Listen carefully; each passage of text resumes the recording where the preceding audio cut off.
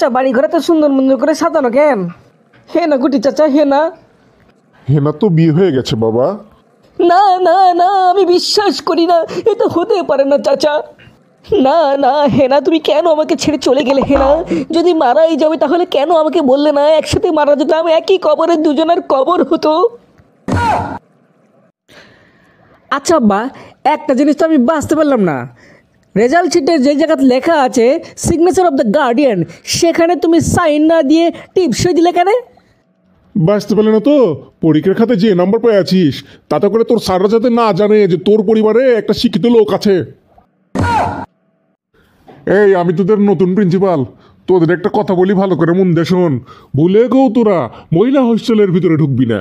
আর যদি ভুল করে ঢুকিস তাহলে 500 টাকা জরিমানা, আর যদি দ্বিতীয়বার ভুল করে ঢুকিস তাহলে 1000 টাকা জরিমানা, আর যদি তৃতীয়বার ঢুকে পড়িস তাহলে কিন্তু 2000 টাকার জরিমানা কয়ে দিলাম।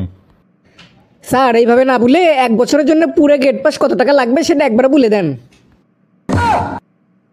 কি রে মামুর বেটা, শেষ খাওয়া খাচ্ছিস নাকি? একসাথে যে 2টা সিগারেট খাচ্ছিস, ঘটনা কি? সে দুঃখের কথা বলিস না রে মামুর বেটা। আমার একটা বন্ধু ছিল, সে মারা গেছে কিছুদিন আগে।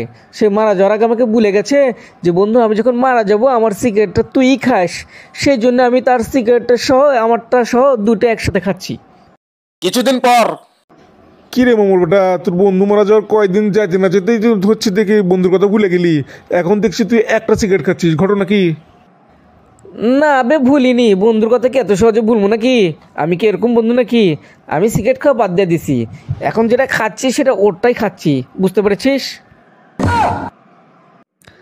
আচ্ছা ভাই বলেন তো, আপনার জন্মদিনটা কবে? কেন, কি হয়েছে ভাই? না বলছিলাম কি, আপনার জন্মদিনে একটা জানলার পর্দা গিফট করতাম। কি বলছেন, জানলার পর্দা গিফট করবেন মানে?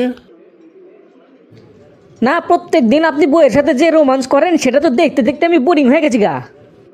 ও আচ্ছা, তাহলে আপনার জন্মদিন কবে ভাই? কেন, আমার জন্মদিন যেন আপনি কি করবেন? না, আমি আপনাকে একটা দূরবীন গিফট করতাম। দূরবীনটা দেখতে পারতেন যে আমি কার বউয়ের সাথে রোমান্স করি।